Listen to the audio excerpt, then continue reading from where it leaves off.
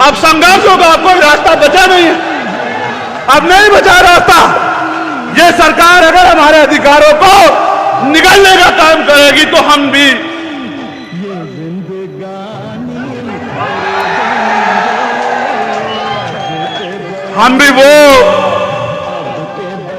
वो खून है जिन्होंने 2 अप्रैल 2018 में 13 लोगों ने कुर्बानी देके अपने खून से अपने अधिकारों को सींचने का काम करा है। मेरी बात को आप याद रखिए।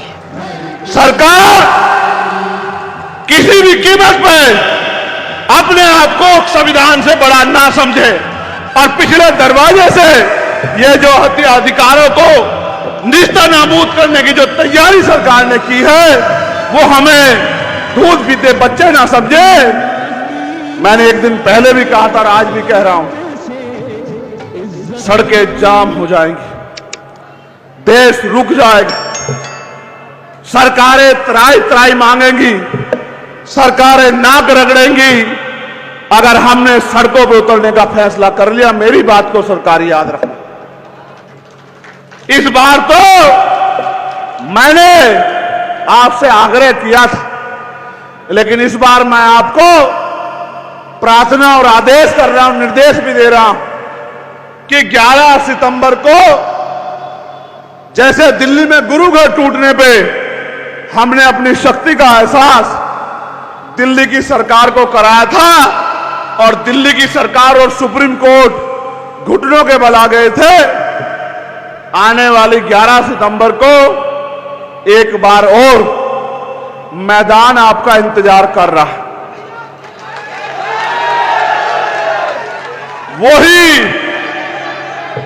वही रामलीला मैदान होगा और उसी रामलीला मैदान में इस बार संविधान लीला होगी। मेरी बात को आप याद रखना। इसलिए मैं आपसे 2 प्रार्थनाएं कर रहा हूं कि आज से आप सतपाल जी का इंतजार मत करना कि सतपाल जी आपकी बस्ती में आएंगे, सतपाल जी आपको चलने के लिए कहेंगे। आज से आप लोग सब लोग खुद को सतपाल जी मान के अपनी अपने बूथ सेक्टर की जिम्मेदारी को उठाना। साथ साथ 10 तारीख की रात से ही और अभी से ही मन पक्का करके अपनी डायरी में लिख लो कि एक दिन हमें अपने अधिकारों को बचाने के लिए दिल्ली चलना है। ये पूरा दिन हमारा दिल्ली में संकल्प के साथ है कि आप कोई डाका, आप कोई लूट हम लोग अपने अधिकारों पर नहीं चलने देंगे। वो दिन चले गए कि एक लाठी से पूरे गांव को हाक दिया जाता था, वो दिन चले गए। अब तो वो दिन है, अगर संवैधानिक मर्यादा में समझोगे तो संवैधानिक मर्यादा में समझाएंगे, और अगर गुंडागर्दी करोगे तो गुंडागर्दी का भूत ऐसे चुटकियों में निकाल दिया जाएगा कि दोबारा गुंडागर्दी करने की सोच भी नहीं रख पाओगे। पूरे उत्तर प्रदेश की पुलिस मेरे पीछे पड़ी थी तो ये गाजियाबाद के लोगों ने मेरा हाथ पकड़ के मुझे चलने की ताकत दी थी। मैं गाजियाबाद को अपना घर मानता हूं। ऐसी बहुत सी रातें हैं कि पुलिस पीछे पीछे और हम लोग आगे आगे, और जमीन पे लेट के हमने अपने भाइयों के बीच में यहाँ बहुत सारा समय जो है गुजारने का काम किया है। मैं इस मिट्टी को कभी भूल नहीं सकता हूँ। ये बहादुरों की मिट्टी है, ये बहादुरों का क्षेत्र है, ये बहादुरों का, ताकतवर लोगों का, मिशनरी लोगों का क्षेत्र है। मैं इसकी ताकत को जानता हूँ। हमारे साथ मेरे पीछे रिटायर्ड सीओ हमारे बड़े सम्मानित नेता कल्याण सिंह जी भी बैठे हैं। मैं उनका भी धन्यवाद करता हूं। उन्होंने भी बहुत, और उनके साथियों ने मेरी बड़ी मदद की है समय समय पे। और जब जब मैंने दिल्ली में आह्वान किया सरकारों को धूल चटाने के लिए, तो गाजियाबाद ने सीना तान करके जो है दिल्ली की सरकार को मेरे साथ खड़े होकर आंख दिखाने का काम किया। मैं गाजियाबाद के साथियों का पुनः धन्यवाद देता हूँ। छोटे भाई गुलजार जी और तमाम सब लोग यहाँ लंबे समय से संघर्ष कर रहे हैं, लेकिन अब उस संघर्ष को एक रूप देने का समय आ गया है। आपने सामाजिक रूप से बहुत बार जो है विरोधियों को धूल चटाई। चाहे इसी पार्क में जब ये भारतीय जनता पार्टी के लोग पार्किंग बना के बाबा साहब अम्बेडकर को अपमानित करने का काम कर रहे थे, मेरी माँ बहनों ने मोर्चा लेके उनके मंसूबों को नाकामयाब करने का काम किया था। मैं इस बात को जानता हूँ, आपकी शक्ति को जानता हूँ।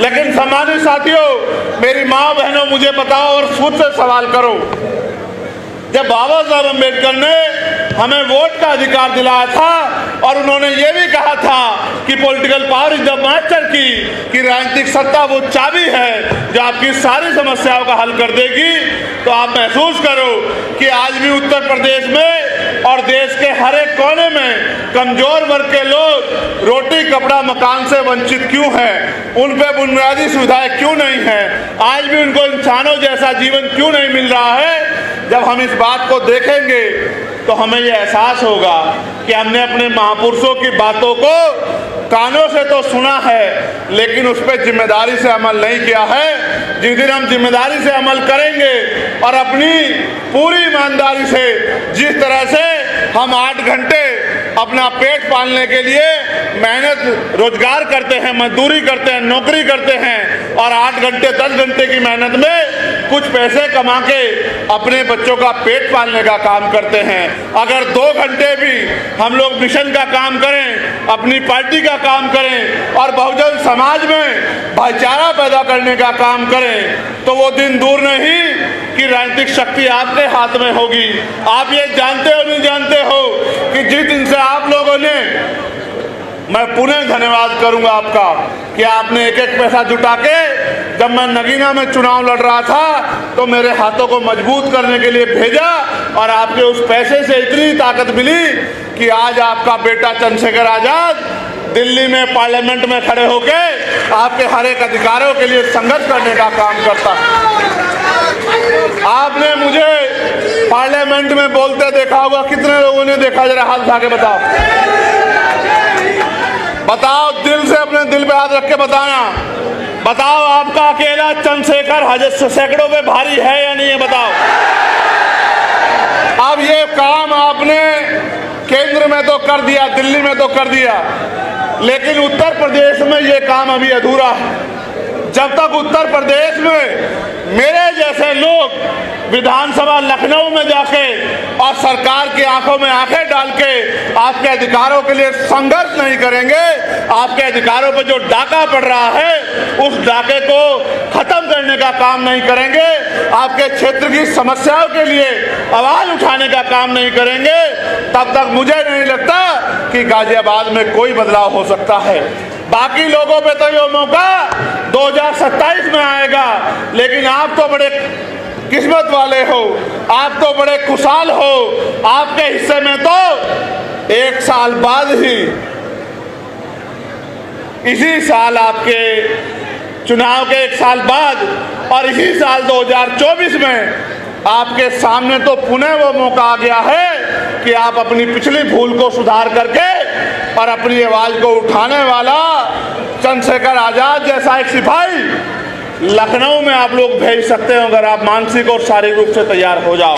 और मैं आपको विश्वास दिला कहता हूँ, पार्टी ने जिस व्यक्ति को यहाँ जिम्मेदारी दी है कि वो आपकी आवाज को उठाने का काम करेगा, मैं उसके संघर्ष को जानता हूँ, मैंने उसके संघर्ष को देखा है। कई बार दिल्ली का पानी बंद करके अपने आंदोलन को, किसानों के आंदोलन को कामयाब कराने का काम उन्होंने किया। और अभी अभी जो शिक्षा माफियाओं के खिलाफ आंदोलन चल रहे हैं, मजदूरों के, किसानों के, नौजवानों के, बेरोजगारी के खिलाफ जो आंदोलन चल रहे हैं, उस आंदोलन में भी भाई सतपाल चौधरी कंधे से कंधा मिला के आपकी आवाज को उठाने का काम कर रहे हैं, बिना किसी पद पे होते आपकी आवाज बनने का काम कर रहे हैं। सोचिए, अगर इस बहादुर भाई को आपने वोट की ताकत से असेंबली में भेज दिया तो क्या गाजियाबाद में आपके हितों की रक्षा होगी या नहीं होगी, बताओ। क्या गाजियाबाद में आपके अधिकारों पर कोई डाका डाल पाएगा? सरकार के सारे विधायक सांसद एक तरफ और आपका अकेला सतपाल चौधरी एक तरफ। याद रखना मेरी बात, सरकार के गुंडों के अगर कुंडे ना बंद कर दिए तब आप मेरे मुझ से सवाल करना कि भाई आपने जो कहा था वो गलत साबित हुआ। मैं आपको कहना चाहता हूं, हम पे विजन है उत्तर प्रदेश में बदलाव का, हम पे मिशन है महान पुरुषों के विचारधारा को, उनके सपनों को पूरा करने का, और हम में मादा है, हम में बल है, हम में जुनून है ये गरीबी, बेबसी, लाचारी, बेरोजगारी, महंगाई, जुल्म जाति खत्म करने का। और जब तक किसी के अंदर संकल्प नहीं होता, माननीय काशीराम साहब कहा करते थे कि तमन्ना अगर सच्ची हो तो रास्ते हजार होते हैं, तमन्ना अगर झूठी हो तो बहाने हजार होते हैं। हमारे दिलों में तमन्ना है कि आज़ादी के 75 साल बाद तो अब दलितों को, पिछड़ों को, आदिवासियों को, मुसलमानों को, अन्य धार्मिक अल्पसंख्यकों को और उनको भी सामान्य जाति के भी उन गरीब लोगों को जो जुन जाति सह रहे हैं उनकी जिंदगी में अब खुशहाली आनी चाहिए। जो सरकारें उत्तर प्रदेश या केंद्र में बैठी हैं, आप ये जानते हो कि वो तानाशाही वाली सरकारें हैं। अगर उनका आदमी भी उनके खिलाफ, उनके भ्रष्टाचार, उनके झूठ, उनके झूठे वादे या उनकी झूठी नीतियों के खिलाफ, तानाशाही के खिलाफ अगर आवाज उठाता है तो वो तो उसके अपने नहीं रहते, उत्तर प्रदेश की जनता के अपने कैसे होंगे। आप ये देखो किस तरह से बुलडोजर के जरिए और तमाम तरीकों से जुल्म जाति को बढ़ावा दिया जा रहा है, संविधान को कुचलने का काम किया जा रहा है। सब लोगों की निगाहें अगर किसी की तरफ है तो वो नीले पटके वालों की तरफ। अगर आज पूरा देश किसी की तरफ देख रहा है तो नीले पटके वालों की तरफ देख रहा है कि ये नीले पटके वाले अब क्या करेंगे। लेकिन मैं भी ये मानता हूं कि जब ये नीले पटके वाले संकल्प लेकर किसी और निकलते हैं तो फिर रास्ते खुद ब खुद बन जाते हैं। कहते हैं ना कि संघर्षों के साए में घनघोर जवानी पलती है और इतिहास उधर झुक जाता है जिस ओर जवानी चलती है। और जवानी किसकी तरफ है ये बताना मुझे नहीं पड़ेगा।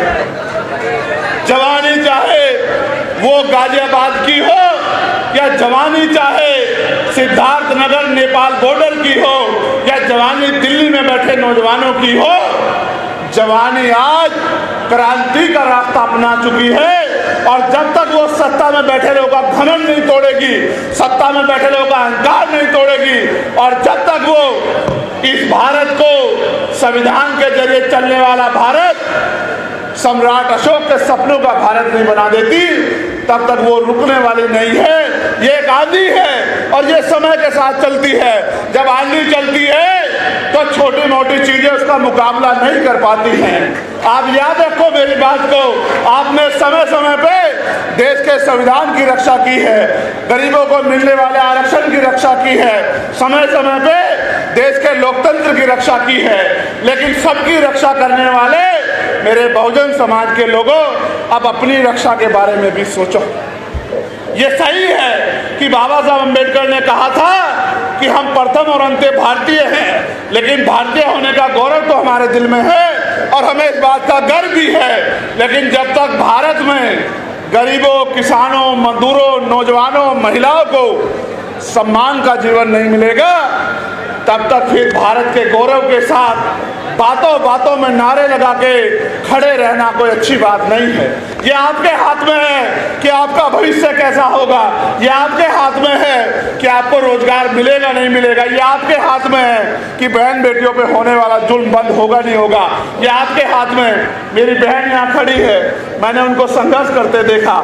मैं उनको याद दिलाना चाहता हूँ कि जब वो लोग संघर्ष कर रहे थे, उनकी टीम रात रात भर जाग के गरीबों के बच्चों के लिए स्कूलों में कम फीस में व्यवस्था हो जाए इसके लिए संघर्ष कर रहे थे। तो मैं दिल्ली में खड़े होकर उनकी मांग को मजबूत कर रहा था कि भाई ये समझो कि शिक्षा हथियार है, इस हथियार को अगर आपने बाजारीकरण कर दिया, बाजार की भेंट चढ़ा दिया, तो गरीब का बच्चा अच्छी शिक्षा प्राप्त नहीं कर पाएगा।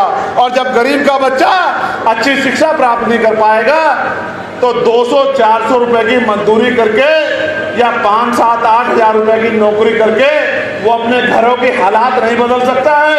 वो अपने टूटे हुए घर को पाई पाई बचा के भी 10 साल में भी पक्का नहीं कर सकता है।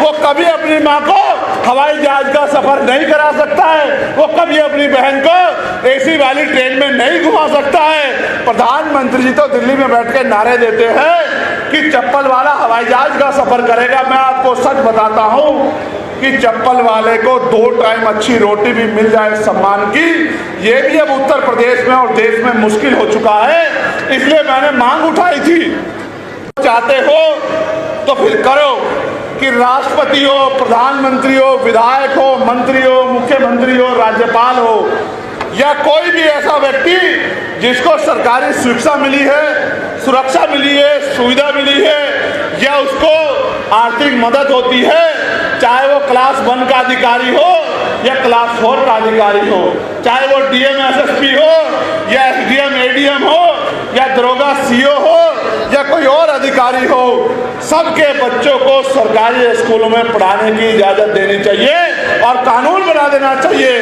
कि सरकारी अधिकारी, कर्मचारी, नेताओं के बच्चे सरकारी स्कूल में पढ़ेंगे। आप देखो, महसूस करके अपने दिल पे हाथ रख के महसूस करो, एक ही क्लास में मुख्यमंत्री का बेटा बैठा होगा, उसकी बराबर वाली टेबल पे मजदूर का बेटा बैठा होगा, उसके बराबर वाली टेबल पे एसडीएम का बेटा बैठा होगा, उससे बराबर वाली टेबल पे कुर्सी पे डीएम का बेटा बैठा होगा, उससे बराबर वाली कुर्सी पे एसएसपी का बेटा बैठा होगा और उसके बराबर वाली कुर्सी पे टिकट नागर भाई मेरे जैसे किसान का बेटा बैठा होगा, मजदूर का बेटा बैठा होगा। तो अगर वो हमारी परवाह नहीं करेंगे तो अपने बच्चों की परवाह तो करेंगे। ये जो बड़े बड़े प्राइवेट सेक्टर के स्कूल बना के खड़े कर दिए, गरीब लोग इसके सामने से तो गुजर सकते हैं, लेकिन खुद को और अपने बच्चों को इन स्कूलों में अंदर नहीं पहुंचा सकते, उनकी क्लास तक अपने बच्चों को नहीं बिठा सकते। जब ये इतनी बड़ी खाई पैदा हो जाएगी तो गरीब का बच्चा कैसे जो है इन अमीरों के बड़े बड़े स्कूलों का मुकाबला करेगा। साथ साथ मैंने ये मांग भी की है कि जितने भी सरकारी कर्मचारी, अधिकारी, नेता, अभिनेता हैं, चाहे वो राष्ट्रपति से लेके और गांव का प्रधान क्यों ना हो, उनके बच्चों का और बीमार होने पे उनका इलाज सरकारी अस्पताल में होना चाहिए। जिस दिन ये हो गया भारत में, आप मेरी बात को याद रखना, उस दिन सरकारी अस्पतालों में डॉक्टर भी मिलेगा, सारे टेस्ट भी वही होंगे, बढ़िया से बढ़िया दवाइयाँ भी वहाँ मिलेंगी और साफ सफाई भी ऐसी अच्छी होगी कि आपको सरकारी हॉस्पिटल और 5 स्टार होटल में फर्क महसूस नहीं होगा। जब मंत्री जी का इलाज वहाँ होगा, मंत्री जी के बेटे का होगा, राज्यपाल के बेटे का होगा, प्रधानमंत्री जी का होगा, ये बड़े बड़े उद्योगपतियों का होगा। ये बड़े बड़े उद्योगपति नेता खुद तो प्राइवेट हॉस्पिटल में जाते हैं और हमसे कहते हैं कि हमने सरकारी अस्पताल अच्छे बनवा दिए हैं। अगर इतने अच्छे बनवाए हैं तो पहले अपना इलाज कराओ, फिर गरीबों को उसमें धक्का दो, तब मैं मानूंगा कि आपने हमारे लिए अच्छा बनाया। मैं आपको कहता हूं, आज देश भ्रष्टाचार की भेंट चढ़ रहा है और पूरे देश में कमजोरों, किसानों, गरीबों की निगाह आपकी तरफ है। और अगर वास्तविकता में आप मुझसे प्यार करते हैं, वास्तविकता में आप भारतीय संविधान से प्यार करते हैं और वास्तविकता में आप बाबा साहब अम्बेडकर के सपनों को पूरा करना चाहते हैं, वास्तविकता में आप अपनी वोट की ताकत बनाना चाहते हैं, फिर वो दिन दूर नहीं है। अगले 3 से 4 महीने में उपचुनाव उत्तर प्रदेश की 10 सीटों पे होंगे। टोटल सीटें तो 403 हैं, लेकिन चुनाव 10 सीटों पे उपचुनाव होंगे और पूरे प्रदेश की निगाह इन 10 सीटों पे होगी। जहां कुछ लोग चंद्रशेखर आजाद को हराने के लिए लड़ेंगे, वही आजाद समाज पार्टी उत्तर प्रदेश में नया विकल्प बनाने के लिए लड़ेगी चुनाव। और विकल्प भी ऐसा जो विकल्प एसी के कमरे में पड़ के नहीं, सड़कों पे गरीबों के बीच में खड़ा होकर उनकी लड़ाई लड़ने का काम करेगा। ऐसे नेताओं का निर्माण होगा जिनके लिए अपना हित बाद में होगा और समाज हित, क्षेत्र हित, प्रदेश हित पहले होगा। जब ऐसी विचारधारा के लोग आगे बढ़ेंगे तभी प्रदेश में परिवर्तन होगा। आप अपने दिल पे हाथ रख के बताओ, रात को 11 बजे अगर आपकी बेटी घर से निकल के बाजार की किसी दुकान पे जाओ तो क्या आपका दिल उत्तर प्रदेश में आज धक धक करता है, नहीं करता है? बताओ, क्या आपको भय लगता है, नहीं लगता है? बताओ। तो सब कुछ होते हुए भी अगर बहन बेटियां उत्तर प्रदेश में सुरक्षित नहीं है तो मैं मुख्यमंत्री जी से कहना चाहता हूं कि आपको कोई अधिकार नहीं है कुर्सी पे बैठने का। अगर आप में जरा सी भी नैतिकता हो तो आपको कुर्सी छोड़ देनी चाहिए, क्योंकि 7 साल के कार्यकाल के बाद भी आप उत्तर प्रदेश की बेटियों को सुरक्षा देने में, सुरक्षित रखने में कामयाब नहीं हो पाए। आपको कोई अधिकार नहीं है कुर्सी पे बैठने का। सिर्फ बड़ी बड़ी बातें वादे करने से काम नहीं चलेगा। जब राजनीतिक शक्ति दूसरे लोगों के पास होगी, जैसे आज भारतीय जनता पार्टी के पास है, तो आपके हाथ ऐसे फैले हुए हैं, और जब राजनीतिक शक्ति आपके पास होगी तो आपका हाथ देने वाला हाथ होगा। आज मेरा पूरा परिवार इस मंच पर एकजुट हुआ है। मेरे दिलों में बड़ी खुशी पैदा हुई है। मुझे ऐसा लगता है कि जो भार मेरे ऊपर है वो भार थोड़ा कम हो जाए, क्योंकि मैं इनकी शक्ति को जानता हूं। मैंने इनको संघर्ष करते देखा है, मैंने इनसे बहुत कुछ सीखा है। मेरा दिल ये कहता है कि आज और इसी समय से उत्तर प्रदेश में परिवर्तन का एक चक्र जो हो चुका है। और आप देखना कि जब 10 विधानसभा उपचुनाव का रिजल्ट आएगा तो जिस तरह से आपका प्रतिनिधित्व दिल्ली में है, लखनऊ में भी आपका प्रतिनिधित्व होगा। आपकी बात को कहने वाला और ये नीला पटका पहन के बहादुर योद्धा की तरह, शेर की तरह दहाड़ने वाला आपका सिपाही विधानसभा में होगा, ऐसा मेरा विश्वास है। मगर ये तभी संभव हो सकता है जब गाजियाबाद के लोग मन बना लें और गाजियाबाद के लोग अपनी जिम्मेदारी को उठा लें और आज से ही वो संकल्प ले लें कि हमें रोज 1 घंटा लोगों को आजाद समाज पार्टी से जोड़ के, उनकी विचारधारा, उनके विजन से जोड़ के और गाजियाबाद से नई शुरुआत करनी। क्योंकि बाहर के लोग मेहनत कर लेंगे अलग बात है, लेकिन जब तक गाजियाबाद का मेरा परिवार, नरेश भाई, विजय भाई, संजीव भाई, बिरजू भाई, तमाम लोग जो हैं, ये मेरे पुराने साथी, जब तक कमर नहीं कसेंगे तब तक लड़ाई आगे नहीं बढ़ेगी। सतपाल जी को मैं देखता हूँ, वो सुबह सुबह पार्क में जाते हैं। सतपाल जी को मैं देखता हूँ, वो हर आंदोलन में जाते हैं। अगर आप सब लोग सतपाल जी बन जाओ, सीओ साहब पीछे बैठे, अगर आप सब लोग सतपाल जी बन जाओ तो वो दिन दूर नहीं कि ये लड़ाई हम लोग बड़ी आसानी से जीत जाएंगे। जहाँ तमाम लोग पैसे वाले लोगों को, ताकतवर लोगों को मुकाबला करने के लिए मैदान में उतारेंगे, वहाँ आपका ये किसान का बेटा यहाँ के कमजोरों, किसानों, मजलूमों, मजदूरों, मजबूरों, महिलाओं, बेटियों, संघर्षशील लोगों की आवाज बनके इस लड़ाई को मंजिल तक पहुंचाने का काम करेगा। और मैं आपसे एक और चीज मांगना चाहता हूं, ये बात तो मैं सतपाल जी के ध्यान में भी और चित्तौड़ साहब के ध्यान में भी लाना चाहता हूं, और अपने सम्मानित नेताओं के ध्यान में भी, जिन्होंने पश्चिम की बागडोर संभाल रखी है। 11 तारीख को दिल्ली में हमने ऐलान कर दिया है कि हम केंद्र की सरकार को घुटने टिकवा के रहेंगे। 11 तारीख को अब कोई बातचीत नहीं होगी, अब संघर्ष होगा।